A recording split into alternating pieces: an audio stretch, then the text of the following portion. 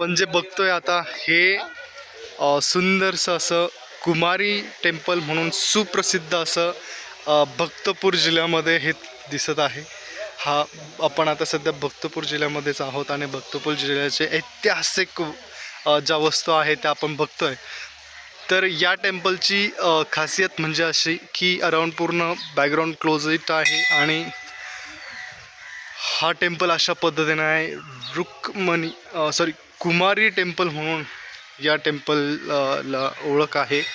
अक्षरशः या टेम्पलची जर माहिती घ्यायची जर ठरली तर अराउंड 400 वर्षापूर्वीचं हे टेम्पल या ठिकाणी दिसत आहे. 400 वर्षापूर्वीचं टेम्पल आहे. जर बघितलं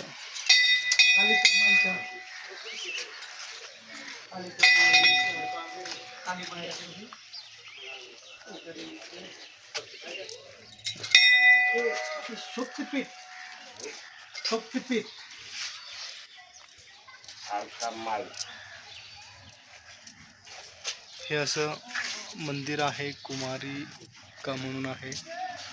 कालिका माई पण म्हटलं जाते. कालीमाता कालिका मातेचं मंदिर म्हणून आहे. 400 वर्षापूर्वीचा वारसा या मंदिराला लाभलेला आहे असं दिसून येते. आणि ॲक्च्युअलमध्ये जर बघितलं खूपच सुंदर असं दृश्य या ठिकाणी दिसतंय.